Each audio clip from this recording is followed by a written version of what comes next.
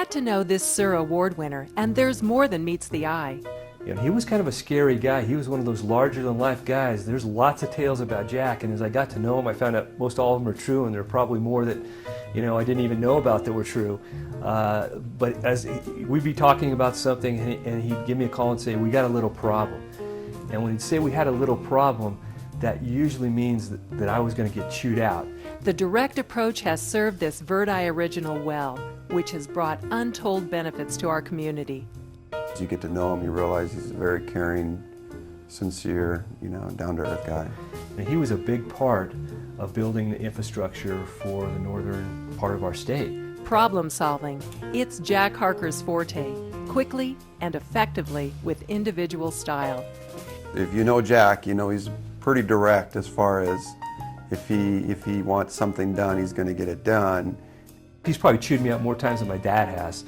But you know, we always, at the end of the day, we always ended up with a fair resolution to the issues and moving things forward. Jack is a good guy to keep you honest. In the mid-70s, Harker re-energized his father and uncle's business, and Harker would become the region's leading electrical contractor and first team pick during times of need. Well, Jack was one of these guys that we counted on in the middle of the night.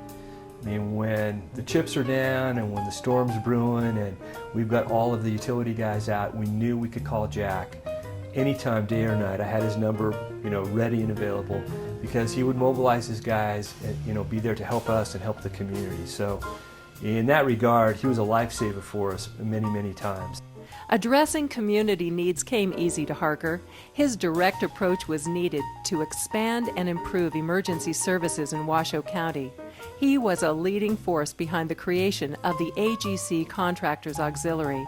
He also was connected into the community in a way that he could make things happen that other guys couldn't. I mean, he had a lot of contacts, and he was very direct, and he was very resourceful in the way he put things together to make things happen for the community. So the community owes Jack Harker a lot. This get-it-done approach is also evident in Jack's community support and leadership with the Banks Foundation. Whenever you wanted a helping hand, or you wanted somebody to give to the community, Boys and Girls Clubs, or anything like that, anything to the community, Jack never said no.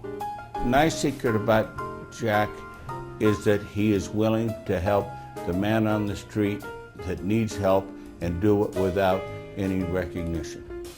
He's even found time for political action. He's always threatened to come over here to the legislature and speak on some of my issues, and it's been my lifelong task to keep him away. Every time I looked around the community and weekends, nights, I'd see his green and white Harker and Harker's trucks parked. I never could figure out whether he was too cheap to take the trucks back to the shop, or the fact that they were so old they wouldn't make it both ways.